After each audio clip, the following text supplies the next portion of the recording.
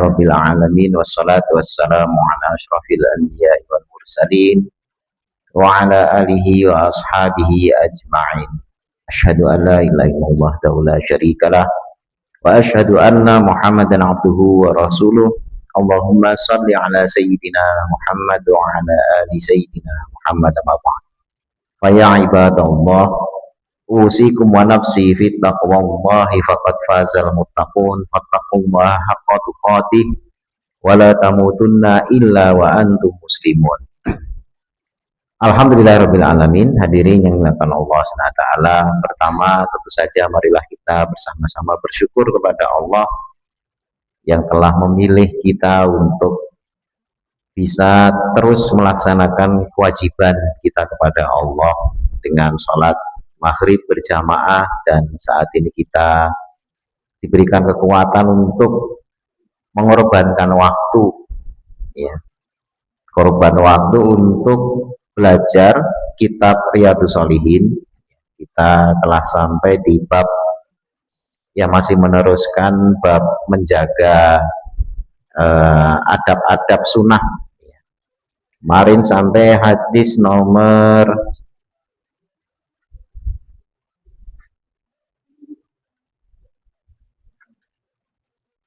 6, ya, tentang api, ya, perintah mematikan api ketika waktu malam, karena api itu bermanfaat, tetapi ketika malam punya potensi bisa mendatangkan madharat dengan kebakaran dan sebagainya. Kita masuk ke hadis nomor 7. As-sabi'u anhu, yang ketujuh darinya, yakni dari Abi Musa radhiyallahu anhu. Qala, beliau berkata, qala bersabda Rasulullah sallallahu alaihi wasallam, inna sesungguhnya masalah ma ba'atsani Allahu bi, permisalan apa yang Allah mengutusku dengannya, minal huda dari petunjuk, wal ilmi dan ilmu, kama salih ghaisin, itu seperti hujan. Jadi Nabi mempermisalkan apa yang beliau bawa dari Allah, ya, itu seperti air hujan. Ghais, asoba ardon, yang menimpa bumi atau turun ke bumi. Fakanat minha, maka adalah dari air hujan itu ta'ifatun thayyibatun faqabilatil ma. Jadi adalah dari ardon, ya, ini bukan minhanya, itu adalah ardon, bumi. Itu ada yang ta'ifatun thayyibatun, jadi bumi yang atau tanah yang bagus. Qabilatil ma, dia bisa menampung air. Fa'ambatatil kala, maka dia bisa menumbuhkan tumbuhan, ya, rumput-rumputan. Wala usba, usba itu juga sejenis rumput al-kasir yang banyak. Jadi dia bisa menampung air terus menumbuhkan tumbuhan yang banyak. Wakana minha, dan adalah sebagian dari tanah itu ajadib. Ajadib itu kering atau gersang. Amsakatil ma, dia bisa menampung air atau menahan air. Fanafa'allahu bihannas, maka Allah memberikan manfaat dengan air itu, dengan tanah yang ada airnya itu, annas, kepada manusia. Fasyaribu, maka mereka ada yang bisa minum, minha, darinya. Wasaqau, dan ada yang bisa memberi minum, yang mengairi, ya. Wazara'u, dan mereka berladang, bertani, ya. Wa asaba ta'ifatan minha, dan ada air hujan yang turun menimpa satu tanah yang padanya itu ukhra, yang lain. Inama, sesungguhnya dia itu hiya ki'anun. Ki'an itu adalah tanah yang lunak, tanah yang bukan tanah yang keras yang menampung air, itu tanah yang lunak. Latum sikuma'an, dia tidak bisa menahan air. Jadi air hujan turun itu langsung masuk. Ini seperti pasir ya. Walatum bitu kalaan, dan juga tidak bisa menumbuhkan tumbuhan atau rumput-rumputan. Fadzalika masaluman fakuha, maka seperti itulah permisalan ya orang yang fakuha itu fakih, maksudnya paham. Dia ada permisalan orang yang faham fi dinillah, di dalam agama Allah. Wa naf'ahu ma ba'asani Allahu bi, dan kemanfaatannya itu, jadi bisa memberikan manfaat kepadanya apa yang Allah utus kepadaku dengannya, maksudnya dengan membawa ilmu. Jadi Nabi itu diutus, diberikan ilmu, diberikan ayat-ayat, diberikan wahyu. Nah, ada orang yang bisa ngambil ilmu tersebut. Fa'alima, maka dia berilmu, wa'alama, dan dia bisa mengajar. Ini ada satu tanah yang model begitu, yang bisa nampung air dan bisa menumbuhkan. Itu permisalan seperti orang yang paham, dia berilmu dan mengajarkan. Wa masalu, dan permisalan man lam yarfa bidzalika ra'san, yang dia itu tidak mengangkat dengannya itu kepalanya. Maksudnya dia tidak perhatian terhadap ilmu yang dibawa Nabi. Jadi mengangkat kepala itu maksudnya memperhatikan. Ketika datang ilmu, datang hidayah itu ngangkat kepala aja dia enggak. Itu berarti dia tidak mengambil manfaat. Walam yakbal hudallah, dan dia tidak menerima petunjuk Allah. Alladzi yang ursil tu, aku diutus bihi dengannya. Muttafaqun alaih, hadis ini disepakati oleh Imam Bukhari dan Muslim. Kata fakuha itu bidomil qaf, dengan qaf yang didoma. Halal masyhur itu yang masyhur itu yang hadis yang terkenal itu qafnya itu didoma. Wakila bikasriha, tapi ada juga yang qafnya itu dikasroh. Jadi bukan fakuha tapi fakihan. Aisara fakihan. Jadi menjadi bukan fakuh tapi fakih. Nah, jadi ini permisalan, memang Nabi itu diutus membawa risalah. Ada ilmu, ada ayat, ada syariat, ada adab, dan lain sebagainya. Nah, ada diumpamakan oleh Nabi, apa yang dibawa oleh Rasul itu adalah seperti hujan. Di sini disebutkan ghois. Ya. Ghois, di syarahnya itu diartikan mator. Mator itu hujan juga. Hanya kalau nanti bahas tafsir Al-Quran, ada perbedaan antara ghois itu hujan, dan mator juga hujan, gitu ya. Bedanya apa? Kata ghois itu selalu dipakai untuk hujan yang sifatnya baik. Ya, contoh, menurunkan hujan, air, menumbuhkan. Jadi ketika Allah menceritakan tentang hujan yang menumbuhkan, yang membawa kesuburan, yang tanahnya tadinya mati terus jadi tumbuh, itu biasanya Allah menggunakan kata ghois. Ya. Tetapi ada kata mator yang artinya juga hujan, hanya digunakan untuk yang negatif. Ya, seperti misalnya hujan batu yang menimpa kaum Nabi Lut. Nah, kata hujannya itu dipakai kata mator. Yaitu makanya ada istilah kalau di kita itu ghois itu dipakai dalam istilah istighosah.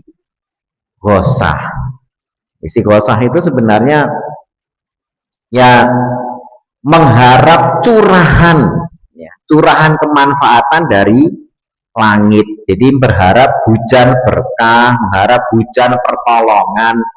Jadi kata istighosah itu meminta pertolongan. Maka hujannya itu ibaratnya ghois di situ adalah hal-hal yang sifatnya baik, tidak menggunakan kata mator. Tapi kalau ketika Allah menghujani dari langit misalnya kaum yang disiksa, dihancurkan, itu menggunakan kata mator. Nah, kemudian air yang turun ini ternyata tanah itu macam-macam. Nah, tanah ini ibarat hati manusia atau model karakter manusia. Ada tanah yang dia bisa nampung air, terus dia bisa menumbuhkan. Nah, ini tipe yang alim dan alama. Dia bisa nampung ilmu dan juga mengajarkan. Tapi ada juga tanah yang sekedar nampung, ya, tapi tidak menumbuhkan. Ya, jadi tanahnya keras, bisa menampung air, orang bisa ngambil manfaat, bisa minum, bisa tadi disebutkan berladang, ngambil air dari situ. Tapi dia tidak menumbuhkan.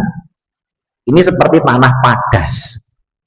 Ya, padas itu kan keras, air bisa ditampung, tapi dia nggak numbuh, paling lumut. Ya, kalau padas. Tapi orang bisa ngambil manfaat dari tanah padas. Kalau yang pertama tadi tanah yang subur. Nah, kemudian yang ketiga itu seperti tanah pasir. Padang pasir itu hujan kayak apapun, airnya bablas. Ya, langsung nyerap ke dalam, tidak menumbuhkan, makanya tetap jadi padang pasir. Nah, itu tiga tipe tanah. Nah, maka yang pertama tadi itu adalah orang yang bisa menampung ilmu terus mengajarkan. Yang kedua adalah model tanah yang bisa nampung, bisa memberi manfaat, ya.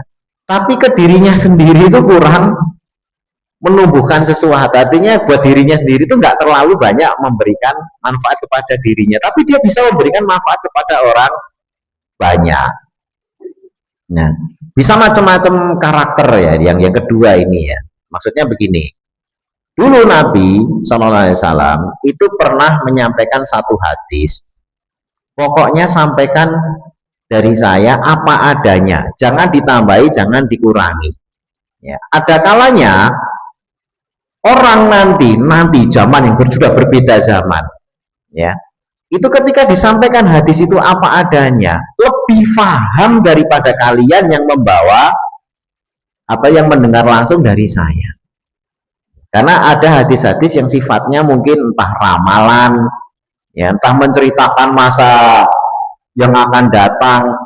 Sahabat-sahabat ketika mendengar hadis itu, enggak, ini maksudnya apa ya? Tapi pokoknya ya sudah, diterima apa adanya, tidak ditambahi, tidak dikurangi, tidak diinterpretasi dengan opini. Ya, karena kalau dapat info dari Nabi terus disampaikan berdasarkan opininya, ya kalau opininya benar, kalau salah dia berarti mengoper informasi yang salah. Makanya ada ilmu yang disampaikan kepada seseorang, ya dia terima, tapi dia nggak paham ini apa sih sebenarnya Rasul. Tapi ya sudahlah, saya rekam apa adanya, saya sampaikan apa adanya. Nah, begitu sampai pada generasi kesekian, barulah generasi berikutnya, oh maksudnya ternyata ini. Nah, itu kalau disampaikan utuh dari Nabi, utuh, tidak ada opini dan sebagainya, biarkan nanti zaman yang akan datang itu yang lebih mengetahui dan paham maksud dari hadis tersebut. Nah, sehingga yang bersangkutan hanya bisa nampung, tapi yang bisa menerima manfaat itu orang lain. Nah, ini ibarat tanah padas itu. Tapi ada juga yang istilahnya jangan sampai terjadi, ya. Orang ada ilmunya, terus bisa orang lain itu bisa mendapatkan ilmu, tapi dia sendiri tidak bisa mengambil ilmu. Nah, ini celaka ini. Jadi ya, bisa diambil ilmunya, bisa diambil pelajarannya, tetapi orangnya sendiri tidak bisa mengambil manfaat ilmu yang dia miliki. Nah, ini sudah beda. Ini orang yang celaka. Kenapa? Karena ibaratnya ngajari orang yang diajari itu jadi tambah paham agama, mengamalkan, dia sendiri nggak dapat manfaat. Tapi yang tentu saja kita berlindung dari yang model begini. Nah, kalau yang tadi cuma bisa menampung tapi kemudian bisa memberi manfaat, ya, itu salah satunya adalah pemahamannya dia hanya bisa mengetahui, ya Nabi ceritakan begini, tapi maksudnya apa? Itu orang yang lain yang lebih paham. Berikutnya yang ketiga, itu adalah dikasih tahu apapun ya bablas. Ibaratnya masuk telinga ya kanan, keluar telinga kiri gitu ya, udah lewat begitu aja, nggak dapat manfaat apa-apa. Nah, itu itu juga merugi gitu ya, karena tidak mendapatkan manfaat apa, padahal selalu bersinggungan dengan kebaikan. Nah, padahal melihat Nabi, mendengar Nabi, kita kan kadang-kadang wah enak ya sahabat itu, karena di zaman aja ada sahabat namanya Mikdad bin Amir radhiyallahu anhu. Mikdad ini sahabat yang luar biasa ini ya, loyal kepada Rasul dan selalu siap di saat dimana yang lainnya itu nggak siap. Jadi waktu itu beliau mendengar para tabiin itu generasi sudah sahabat itu ngobrol ya, pada ngobrol terus mereka berkata begini, enak ya jadi sahabat Nabi gitu ya. Loh kenapa? Iya lah, lihat Nabi langsung, lihat Al-Quran turun ya, kita ini kan cuma katanya-katanya, wah enak zaman sahabat, bisa bantu Nabi, bisa berperang bersama Nabi, syahid bersama Nabi, wah itu pokoknya ideal-ideal itu ngomongnya gitu ya. Nah, Mikdad bin Amir ini denger gitu kan, langsung masuk ke majelis itu ditegur semuanya. Kalian itu harusnya bersyukur saat ini sudah mengenal Islam. Jangan-jangan kalian kalau waktu itu hidup di zaman Nabi, jangan-jangan kalian itu malah justru jadi orang yang melawan Nabi. Jadi di zaman apapun, selama kalian itu jadi seorang Muslim, ya sudah itu disyukuri. Jangan berandai-andai, seandainya saya jadi orang yang hidup sejaman dengan Nabi. Loh, kalau hidup sejaman sama Nabi, Abu Jahal itu juga sejaman sama Nabi, Abu Lahab juga sejaman dengan Nabi. Orang-orang kafir itu semuanya yang melawan Nabi itu juga sejaman. Jadi tidak usah berandai-andai, oh seandainya kita dulu bersama sahabat kita akan, oh nanti dulu kamu hidup zaman sahabat, jangan-jangan ikut orang kafir. Ya, karena ikut orang beriman itu berat waktu itu. Makanya ketika sudah jadi, ini zaman tabiin ya, di zaman tabiin mereka kenal agama, mudah ngaji dan sebagainya, tiba-tiba kalau lihat sahabat, seandainya dulu bersama sahabat, nanti dulu nggak usah begitu. Ya. Sekarang sudah beriman saja kalian syukuri. Karena kalau ikut bersama Nabi, dulu kami ini beliau itu kan sahabat yang nekat. Kami ini pernah mengalami zaman, nah ini kemudian cerita beliau. Yakni perang Khandaq. Ya, beliau itu bercerita perang Khandaq, di mana ketika perang Khandaq itu salah satu malam yang apa namanya ya, ibaratnya paling berat. Karena itu gelap gulita, sampai-sampai diceritakan sahabat itu lihat tangannya sendiri nggak bisa, saking gelapnya. Terus dinginnya luar biasa. Nah, di kondisi seperti itu Nabi itu nawari, ya, siapa di antara kalian yang mau menyusup ke tendanya orang kafir? Ditawari, sahabat ditawari semua. Itu ketika ditawari, di situ ada Abu Bakar As-Siddiq radhiyallahu anhu, ada Umar bin Khattab radhiyallahu anhu, ada Ali bin Abi Thalib radhiyallahu anhu, ada Utsman bin Affan, semuanya ada, semua sahabat ada. Tidak satu pun yang saya Nabi itu nggak ada. Jadi memang malam itu berat sekali. Sampai akhirnya Rasul nunjuk, ya, Rasulullah akhirnya nunjuk, yang Mikdad, itu ditunjuk Mikdad, disuruh maju.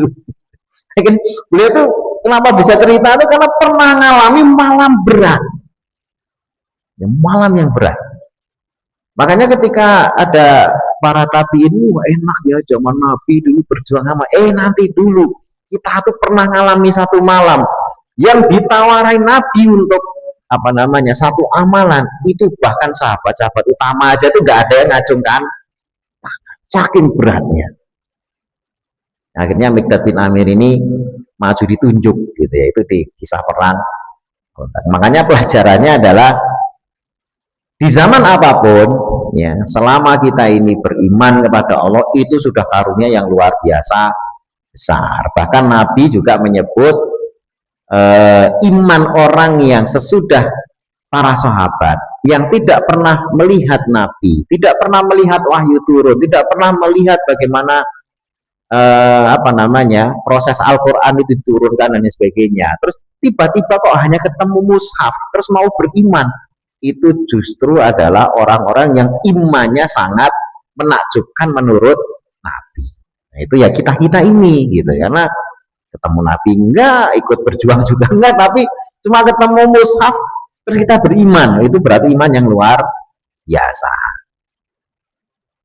Selanjutnya yang berikutnya hadis nomor 8. As-Saminu an Jabir radhiyallahu anhu. Qala, beliau berkata, qala bersabda Rasulullah sallallahu alaihi wasallam, masali, permisalanku, wa masalukum, dan permisalan kalian itu kamasali rojul, seperti seorang laki-laki au qadanaro, yang dia menyalakan api. Faja'alal janadib, maka jadilah binatang yang terbang. Jadi janadib itu belalang, atau mungkin ya kalau kita ini apa, ngengat atau apa itu yang binatang-binatang terbang itu. Wal faros itu laron, ya laron. Kan ada kal faroshil mabsus gitu ya, itu di surat Al-Qari'ah. Faros itu laron. Yakok nafiha, yang jatuh ya ke dalam api tersebut. Ini permisalanku Nabi dan permisalan kalian umat, orang-orang umatnya Nabi ya. Itu seperti seseorang, ini seorang itu Nabi yang menyalakan api, terus datanglah laron, belalang, ya binatang-binatang yang tertarik dengan api. Wahwa yazubuhunna anha, dan dia orang yang di dekat api itu mencegah agar laron dan belalang-belalang apa binatang yang terbang itu tidak masuk ke dalam api. Wa ana akhidun bi hujazikum, dan saya, ya saya Nabi maksudnya, itu akhidun, saya itu yang mengambil bihujazikum, dengan tali ikat pinggang kalian. Jadi Nabi itu megangin ikat pinggang kita ini animar, dari api neraka. Jadi ibaratnya orang yang di dekat api itu tadi itu Nabi, sementara kita tuh seperti laron-laronnya yang datang ke dalam api mau masuk ke sana. Nah, Nabi itu ibaratnya saya tuh megangi kalian, ikat pinggang kalian biar tidak nyemplung ke dalam neraka. Wa antum, dan kalian itu tuflitu namin yadai, kalian itu luput ya min yadai, dari dua tanganku. Ini sudah dipegangi ikat pinggangnya aja tuh ada yang tetap luput terus masuk ke dalam neraka. Rawahu Muslim, meriwayatkan hadis ini Imam Muslim. Al janadib, janadib itu nahwu al jarot, jarot itu belalang. Wal faros itu laron. Hadza wa ma'ruf, ya ini itu dikenal.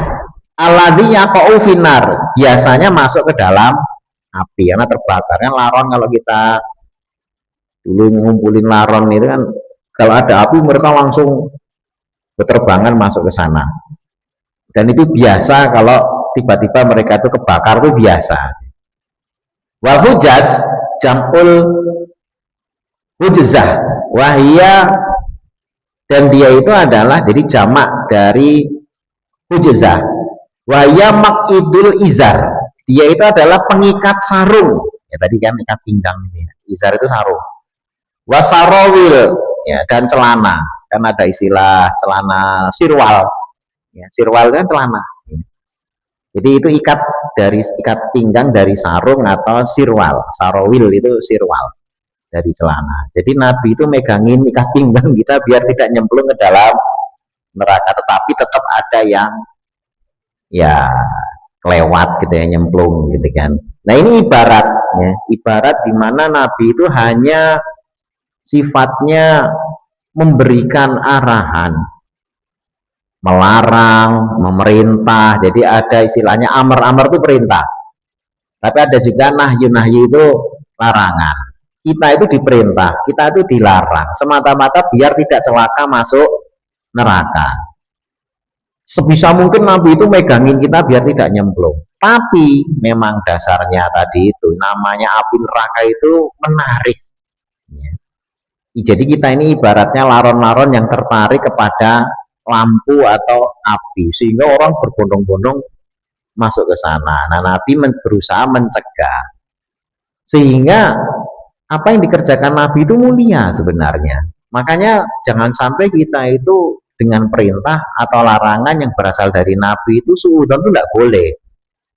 Ya. Karena semuanya sebenarnya adalah untuk kebaikan diri kita semuanya. Syariat itu fungsinya mencegah kita agar tidak celaka. Nah, maka kalau Nabi menjalankan fungsinya seperti itu, tiba-tiba luput, tetap ada yang masuk neraka, ya sudah, itu salahnya sendiri. Dan pekerjaan paling mulia, ya itu adalah pekerjaan yang sebagaimana dikerjakan oleh Nabi. Yakni apa? Ahli dakwah, di mana dia mencegah orang agar tidak celaka di akhiratnya. Kan ada orang tua, ya, orang tua itu mulia, tidak ingin anaknya celaka, ya. Tidak ingin anaknya sengsara, maka disekolahkan, dibiayai, ya, ya pokoknya apapun dikorbankan agar anaknya bahagia. Tetapi orang tua kalah dalam hal kerisauannya dengan ahli dakwah, karena ahli dakwah itu mencegah orang tidak hanya sengsara di dunia tetapi tidak sengsara di akhirat. Maka tidak ada pekerjaan paling mulia, bahkan mengalahkan pekerjaan orang tua terhadap anaknya, ya ini pekerjaan ahli dakwah yang memikirkan bagaimana orang itu tidak hanya selamat di dunia tapi selamat di akhirat. Selanjutnya hadis nomor 9. At-tasi'u anhu, darinya, dari Jabir radhiyallahu anhu juga. Anna, bahwasanya Rasulullah SAW amaro, beliau memerintahkan bilakil asobi. Lakil asobi itu menjilati jari-jari. Wasofah, dan piring tempat makan.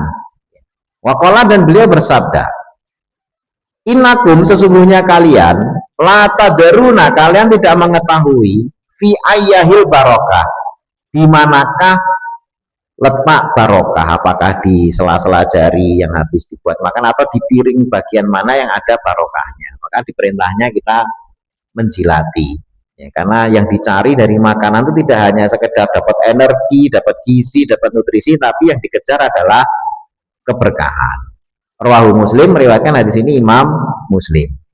Wa fi riwayatin lahu, dan dalam riwayat Imam Muslim juga, idza waqa'at luqmatu ahadikum, idza, ketika, waqa'at, jatuh, luqmatu itu suapan, ahadikum, salah seorang dari kalian, fal ya'khudha, maka hendaknya dia mengambilnya, fal yumit, maka buanglah, maka nabiha, apa-apa yang ada padanya, min adza, dari kotoran, wal ya'kulha, dan hendaknya dia memakannya. Jadi kalau makanannya jatuh, jangan terus jaim, malah diinjek-injek, malah jangan. Diambil, dibersihkan kotorannya, terus dimakan. Wala yadaha li syaiton, dan jangan dia membiarkannya, ya, wala yadaha, dan janganlah dia membiarkannya, li syaiton, menjadi makanan syaiton.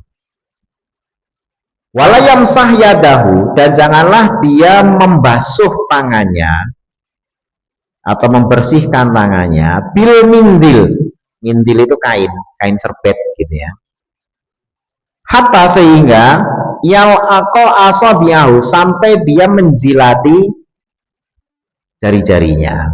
Jadi jangan buru-buru nih, misalnya habis makan tangannya masih ini terus langsung jilat, jangan, jilatin dulu gitu ya. Ini perintah Nabi loh, bukan kok jijik, bukan, ini perintah Nabi. Fainahu, maka sesungguhnya dia itu layak dari tidak mengetahui fi ayyi ta'amihil barokah, di bagian makanan yang mana al barokah ada berkahnya. Wa fi riwayatin lahu, dan dalam riwayat yang lain dari Imam Muslim juga, inna syaiton, sesungguhnya syaiton itu yahduru, dia hadir, ahadakum, pada salah seorang dari kalian, inda kulli syai', ketika di sisi segala sesuatu, entah makan, entah tidur, entah pakai baju, entah buang air besar, buang air kecil, itu syaitan itu selalu hadir di setiap keadaan kalian. min sya'nihi dari keadaannya, hatta sehingga yahdurahu dia hadir ya inda ta'amihi ketika makannya, pas makan pun hadir syaitan itu.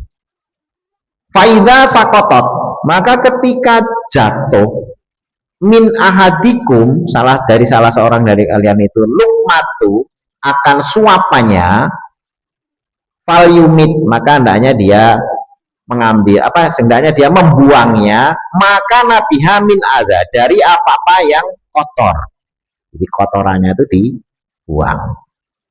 Fal yakulha maka kemudian setelah bersih dia hendaknya memakannya. Wala yada'a dan jangan dia membiarkannya li syaiton untuk dimakan oleh syaiton. Ini hadis diriwayatkan oleh Imam Muslim. Nah, ini adab makan. Ini kita tuh diatur sampai detail banget, sampai makan aja detail banget gitu ya. Sampai jilati, sampai jangan pakai lap dulu dan lain sebagainya. Ini detailnya begitu. Nah, jadi dalam ajaran Islam makan itu bukan hanya dikejar dohirnya. Makan itu ternyata ada unsur dohir dan ada unsur batiniahnya. Dohirnya apa? Dohirnya itu adalah nutrisinya. Ya, makan ada untuk energi, ada vitamin, ada mineral, ada protein, mungkin ada lemak dan lain sebagainya. Itu dohirnya. Tetapi selain itu ternyata ada unsur batiniahnya, ada barokah. Ya. Dan Allah meletakkan berkah itu misterius.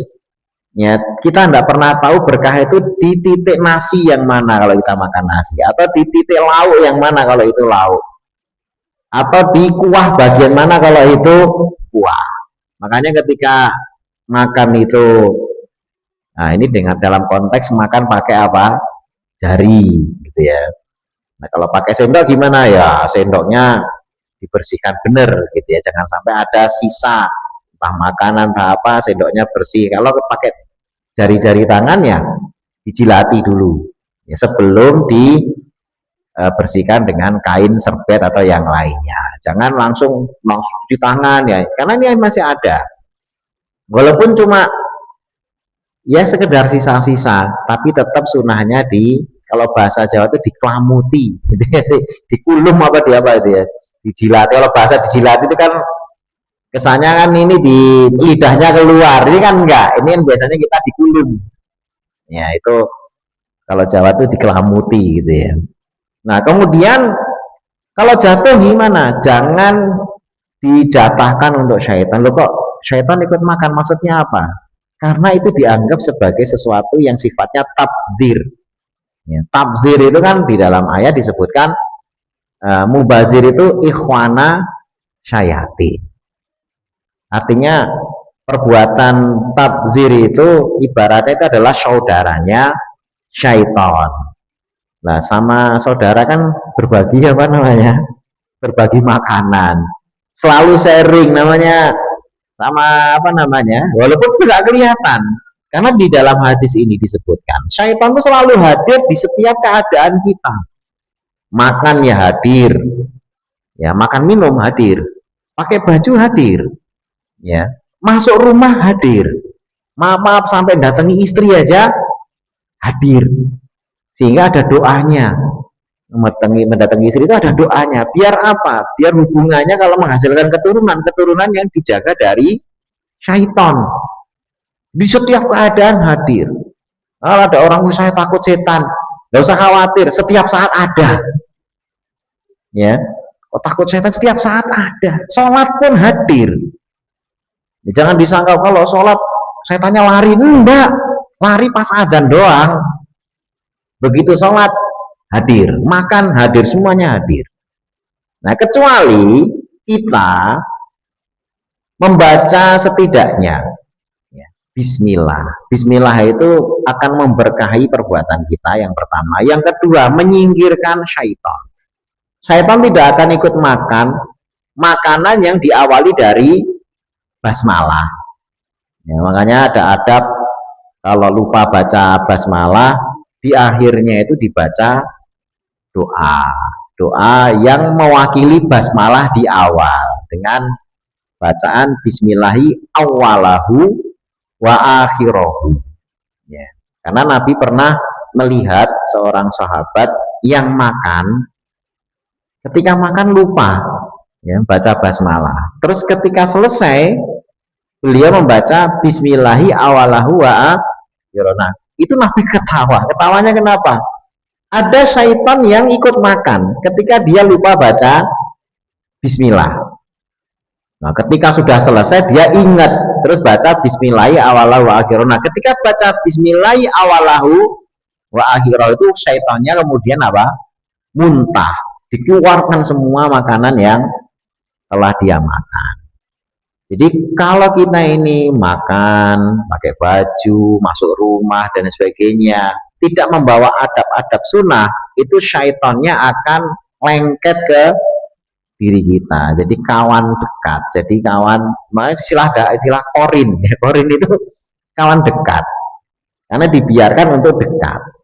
Sehingga kalau kita makan tidak pakai bismillah ya itu. Tapi kalau bismillah dulu, pakai baju bismillah, masuk rumah salam, itu sudah mencegah syaitan untuk ikut masuk. Nanti pas di bab-bab adab masuk rumah dan sebagainya ada. Disarankan kita walaupun kosong atau apa itu salam. Kenapa? Dengan salam atau dengan bacaan basmalah akan mencegah syaitan ikut masuk ke dalam rumah kita. Bentuknya apa ya? Kita nggak paham. Ya, syaitan itu sesuatu yang sifatnya gaib, tetapi pengaruhnya ada pada diri kita.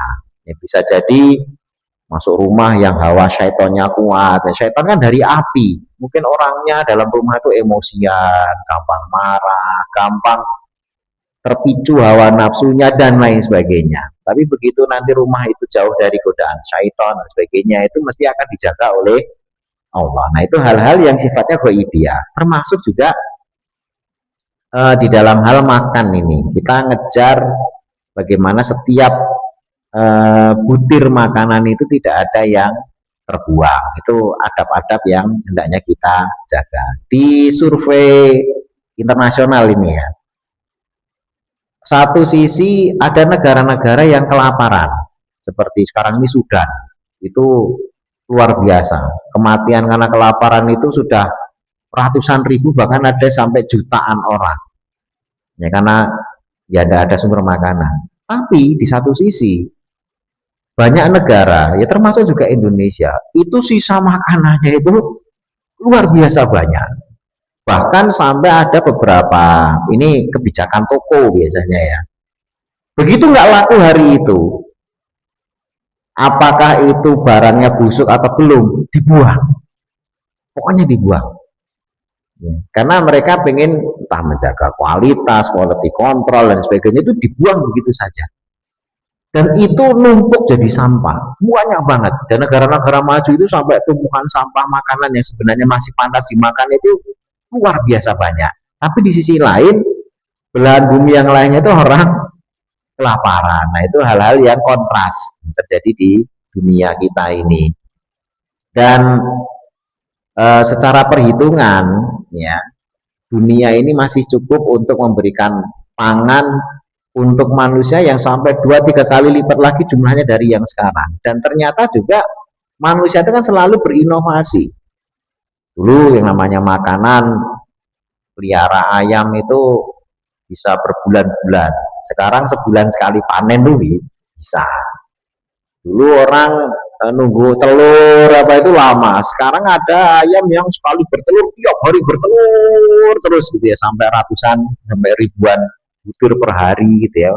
Nah, itu hal-hal yang merupakan inovasi manusia. Jadi Allah tidak akan membiarkan manusia ini dengan selama masih diberikan apa namanya umur, ya selalu akan dicarikan jalur rezeki melalui ilham, melalui teknologi pangan dan lain sebagainya. Ya, tentu saja kita sebagai hamba Allah yang mendapatkan keberkahan, kesempatan untuk makan, bersyukur atas makanan itu dengan cara yang disunahkan oleh Rasul, dengan makan dengan adab-adab dan tidak berlaku takbir. Kemudian yang berikutnya adalah mencari unsur keberkahan, karena keberkahan itulah yang nantinya memberikan energi untuk taat. Kalau dohir makanannya mungkin energi sekedar aktivitas, ya, karena kita makanan untuk dapat energi. Tapi kalau energi toat itu hanya bisa didapatkan dengan keberkahan makanan. Sehingga kenapa ada orang makan dapat energi tapi mudah ke masjid, mudah baca Quran, mudah ngaji, mudah melakukan toat. Ya tentu saja ini karena keberkahan unsur batiniah dari makanan yang dia makan. Makanya beda antara makan yang haram dengan yang halal. Haram halal ini itu adalah hal yang sifatnya batiniahnya. Ya, tapi kalau ini kandungan kan ada komposisi makanan, nutrisi, vitamin B-nya sekian, karbohidrat sekian, protein, wah itu dohir. Nah, dohir itu ada orang-orang yang kuat dengan makanan, bisa jalan sampai ribuan kilo, tapi jalan ke masjid yang samping rumah aja nggak kuat. Nah, itu kan udah beda. Artinya energi yang dihasilkan itu adalah energi dohir, tetapi energi batiniahnya nggak ada. Karena mungkin berkahnya juga sudah dicabut, atau tingkat kehalalannya yang menyebabkan akhirnya susah untuk dipakai energinya melakukan to'at. Nah, makanya ini menjadi perhatian kita juga terhadap anak-anak kita. Ya, anak-anak kita kan pengen anak-anak kita tuh nurut, ya, menjadi anak yang berbakti, bertakwa. Itu semuanya pasti dapat energi-energi yang sifatnya batiniah. Ya, bisa jadi makanannya, Nabi itu makanannya sederhana, tidak pernah yang aneh-aneh, tetapi energinya berkah sehingga bisa menghasilkan amalan-amalan kebaikan yang juga berkah. Sampai di sini yang ditanyakan sampai hadis nomor 9 ya, 3 hadis kita sudah pelajari. Ya. Ya. Ya.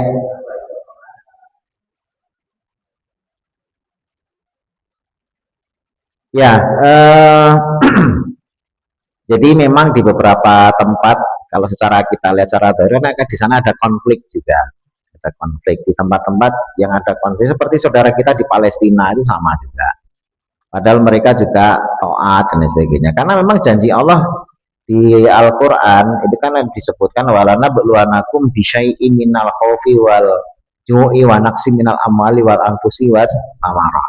Nah, jadi kata di dalam Al-Quran itu walayab luwanakum, ada lam taukid dan ada nun taukid, menunjukkan bahwasanya pasti, pasti sungguh-sungguh akan terjadi. Allah menguji dengan salah satunya itu kelaparan, ketakutan dan lain sebagainya. Nah, tentu saja ketika diuji itu sebagai hamba Allah yang taat, ya tentu saja bersabar. Tetapi sabar di sini bukan diem, ya. Sabar itu bukan diem, karena nasihat bersabarlah kepada sesuatu yang baik. Ya. Tapi jangan bersabar atas sesuatu yang bisa kita hindari. Ya. Jangan bersabar atas sesuatu yang bisa kita hindari. Long bisa menghindar kok diem aja, diinjek orang diem, padahal bisa menghindar gitu ya. Tapi bersabar untuk sesuatu yang baik. Orang sudah nanem, sudah mupuk, sudah ngasih anti hama, sudah pokoknya dohirnya deh. Nah, disitulah sabar. Ketika semua ikhtiar itu sudah dikerjakan. Tapi kalau belum, jangan mengatakan kalau itu sabar. Sama seperti kemarin ada sempat saya ditanya, dok, saya sakit ini apa baiknya pasrah? Lah ibu sudah ngerjain apa?